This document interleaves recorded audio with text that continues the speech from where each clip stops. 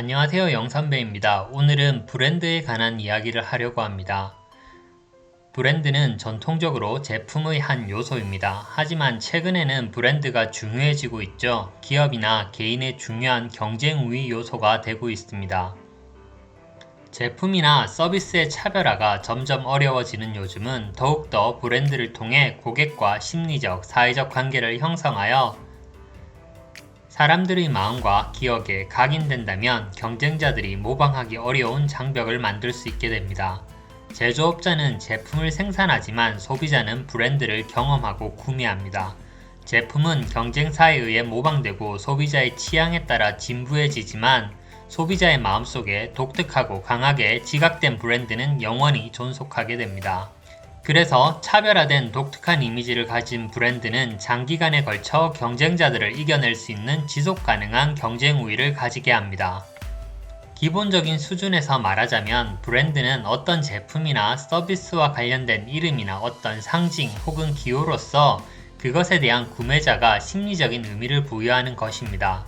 브랜드를 정의할 때 좁은 의미의 브랜드는 자사의 제품과 서비스를 차별적으로 식별하게 하는 매개체들의 총합입니다. 즉, 브랜드명, 심볼, 디자인의 결합을 의미합니다. 넓은 의미의 브랜드는 심리적 관계적 의미라고 할 수 있습니다. 브랜드는 자사의 제품을 식별하게 해주는 매개체 그 이상을 포함한다고 할 수 있습니다. 예를 들어 나이키사의 브랜드 이미지는 단순히 스포츠 용품의 편리성을 뛰어넘어 승리, 불굴의 의지를 포함하고 있습니다. 이러한 브랜드 이미지 구축은 다양한 스포츠 스타들을 통하여 꾸준히 광고를 집행하고 다양한 촉진 활동을 한 결과입니다. 이러한 광고 및 촉진 활동은 제품에 심리적, 관계적 의미를 부여하고 브랜드를 만드는 과정이라고 할 수 있습니다. 충성도 높은 브랜드를 보유한 기업은 소비자들이 부여한 가치에 상응하는 충분한 대가를 가지게 됩니다. 소비자가 브랜드에 부여하는 가치는 결국 브랜드 자산이 됩니다. 기업의 가치는 곧 브랜드 자산적 가치로 평가될 수 있는데 브랜드의 가치는 특정 기업이 보유한 자산과는 별개로 그 브랜드가 가진 가치입니다. 세계적 브랜드의 가치는 기업이 소유한 총 자산의 절반 이상을 차지하는 경우도 많이 있습니다. 최근 들어 더욱 브랜드 가치, 브랜드 자산의 중요성이 커지고 있습니다. 강력한 브랜드 자산을 구축하기 위해서는 브랜드가 소비자의 삶의 일부가 되어야 합니다. 소비자의 마음과 생각에 그 브랜드가 떠올라야 합니다. 예를 들면 코카콜라, 나이키, 샤넬, 애플, 테슬라, 삼성전자 등 이러한 브랜드들은 말하지 않아도 다들 각자의 기억과 마음속에 그 브랜드의 강력한 이미지가 각인되어 있습니다. 강력한 브랜드 자산을 구축하기 위해서는 다양한 브랜드의 연상들이 소비자의 삶의 일부가 되어 있어야 합니다. 소비자가 구매를 하고자 할 때 그 브랜드와 관련된 그 어떤 이미지도 떠오르지 않는다면 그 브랜드는 아무것도 가지고 있지 않은 것입니다. 브랜드 자산의 구축은 소비자의 마음속에 브랜드를 인지시키고 각인시키는 것입니다. 예를 들면 지금 우리나라에서 핸드폰을 사거나 교체한다고 하면 삼성전자의 갤럭시나 애플의 아이폰이 떠오르는 것처럼 뭔가 사려고 할 때 떠오르는 제품과 브랜드가 소비자의 마음속에 각인되어 있는 것입니다. 브랜드명은 독특성과 유연성과 연관성과 기억의 용이성이 있어야 됩니다. 독특성은 경쟁사의 것과 명백히 구분되어야 하는 것이고 유연성은 기업의 전략의 변화에 따라 순응할 수 있어야 합니다. 그리고 연관성은 서비스의 속성이나 편익을 가지고 있어야 합니다. 기억의 용이성은 쉽게 이해되고 사용되고 회상될 수 있어야 됩니다. 예를 들어 애플의 경우 원래 기업의 명칭이 애플 컴퓨터였습니다. 시장이 모바일 중심으로 변화되면서 애플 컴퓨터에서 애플로 브랜드명을 변경합니다. 유연하게 대응한 것이죠. 애플은 기업명이자 브랜드의 명칭이 됩니다. 브랜드란 판매자가 자신의 제품이나 서비스를 식별하기 위해 사용하는 상표명, 로고, 심벌, 슬로건, 패키지뿐만 아니라 제품과 관련된 인식, 경험 및 이미지의 집합체라고 정의하고 있습니다. 단순한 제품의 표식을 넘어 소비자에게 하나의 상징이 되고 심리적인 의미도 부여합니다.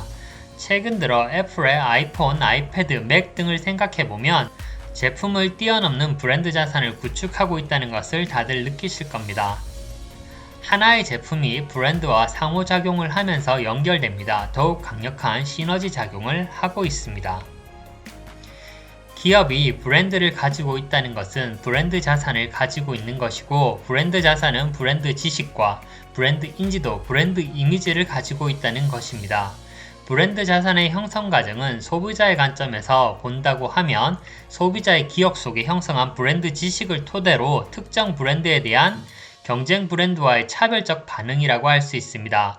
브랜드의 지식 구조를 이해하는 데 유용한 연상 네트워크의 기억 모형을 가지고 있습니다.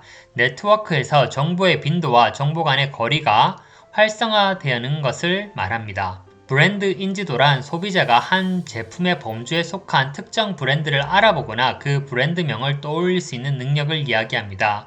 특히 저관여 제품에서 중요하게 작용하고 있습니다. 브랜드의 인지도의 구성은 브랜드 제인과 브랜드 회상이 있습니다. 브랜드 제인은 소비자가 어떤 마케팅에 노출되었을 때 그 자극을 과거에 노출된 적이 있다고 알아차리는 것이고, 브랜드 회상은 저장된 정보를 기억에서 인출하는 것입니다. 어떤 단서를 제공해주지 않고 본인이 직접 기억에서 인출해내는 것을 브랜드 회상이라고 합니다. 브랜드 인지도를 증대하는 방법은 반복 노출을 통해 친숙도를 증가시키고 적절한 구매 상황과 자사 브랜드 간의 강력한 연상관계를 형성하는 것입니다. 브랜드의 이미지란 브랜드에 대한 지각, 기억 속에서 다양한 브랜드에 관련된 영상들을 결합하는 것을 이야기합니다. 제품과 관련된 속성의 연상이 있을 수 있고요. 제품의 범주, 제품의 속성, 품질과 가격 등이 있고, 제품과 관련 없는 속성의 연상도 있을 수 있습니다. 브랜드의 퍼스널리티나 사용자의 연상, 용도의 연상, 느낌의 연상 등이 있죠. 편익과 관련된 연상도 있습니다. 기능적 편익, 상징적 편익, 경험적 편익 등이 있습니다. 그리고 기업 그 자체의 이미지에 대한 연상도 있을 수 있습니다. 마케터는 축적된 브랜드 자산을 기반으로 브랜드 확장 전략을 활용할 수 있습니다. 브랜드 확장 전략은 기존의 브랜드명을 사용하여 전혀 다른 제품군으로 진출하는 전략이며, 예를 들면 컴퓨터 회사인 애플이 mp3로 제품을 확장하고 핸드폰과 패드와 이어폰을 만드는 것을 생각해 본다면 지금은 당연한 제품이 되었지만, 기존의 컴퓨터 회사가 최근 15년 사이 주력 상품이 완전히 다양화되어 버리면서 브랜드의 확장이, 제품의 확장이 이루어진 것을 볼 수 있습니다. 기업은 브랜드 자산을 만들어 활용하는 과정에서 다양한 브랜드 전략을 사용할 수 있습니다. 유통업자 브랜드 전략, PB 전략이죠. 패밀리 브랜드 전략, 혼합 브랜드 전략, 개별 브랜드 전략, 공동 브랜드 전략, 브랜드 확장 전략 등 다양한 접근 방법이 있습니다.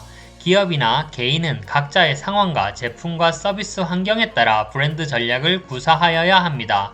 생활 방식이 복잡해지고 새로운 기술이 새로운 시장을 끊임없이 만들어내면서 소비자에게 노출되는 제품과 서비스 그리고 브랜드의 수는 폭발적으로 늘어나고 있습니다. 이런 시기에는 강력한 브랜드를 통하여 소비자에게 시간을 절약해주며 단순한 선택과 확신을 주어야 합니다. 성공적인 브랜드 개발을 위해서는 명확한 브랜드 아이덴티티와 일관성 있는 커뮤니케이션 전략이 수반되어야 합니다. 시장에는 다양한 사례가 있고 다양한 접근 방식이 있습니다. 마케팅에는 정답은 없습니다. 이기는 마케팅이 결국 정답입니다. 소비자의 기억에 긍정적으로 존재하는 브랜드를 만들어낸다면 결국 그것은 구매로 이어질 것입니다. 요즘은 기업이나 개인 모두 브랜딩이 필요합니다. 기업과 자신을 어떻게 브랜딩할지 고민해 보시면 좋을 듯 합니다. 영선배 핵꿀팁 오늘은 여기서 마치겠습니다. 감사합니다.